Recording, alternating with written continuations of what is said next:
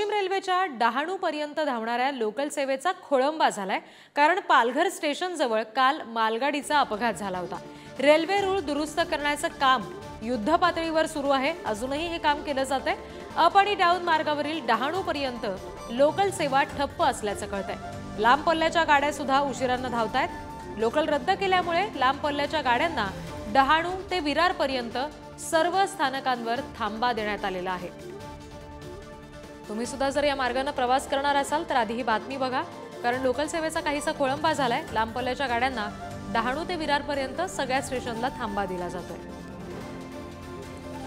प्रतिनिधी जितेंद्र पाटील यांच्याकडून अपडेट्स घेऊया। जितेंद्र, हे जे काम आहे दुरुस्तीचं ते आता तरी पूर्ण झालंय का, आणि ही सगळी लोकल सेवा पुन्हा पूर्ववत व्हायला साधारण किती वेळ लागू शकतो?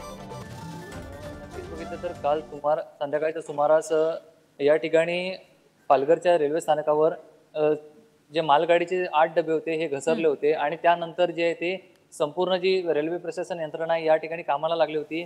आता 12 ते 14 तास उलटून गेलेले आहेत। अजूनही या ठिकाणी युद्ध पातळीवर जे आहे रेल्वे प्रशासनाचं जे ट्रॅकचं दुरुस्तीचं काम आहे ते पूर्ववत करण्याचं काम आहे ते अजूनही सुरू आहे।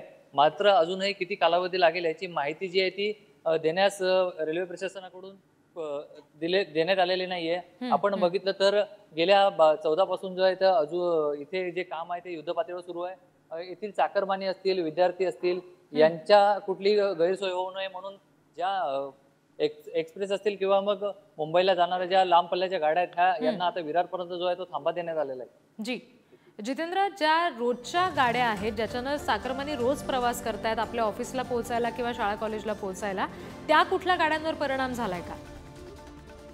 तर सकाळी 7 वाजल्यापासून ह्या गाड्या सुरू होतात, 5 वाजल्यापासून सुरू होतात। मात्र आता त्या गाड्यांचा खोळंबा झाल्याने याचा फटका जो आहे तो थेट तिथले विद्यार्थी असतील, चाकरमानी असतील, त्याचबरोबर जे जॉबला जाणारे, मुंबई साईडला जाणारे जे नागरिक असतील यांना याचा मोठा फटका जो आहे तो बसलेला पाहायला मिळतोय।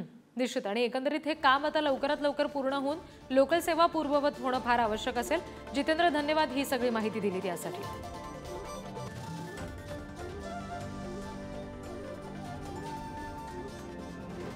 Thank you.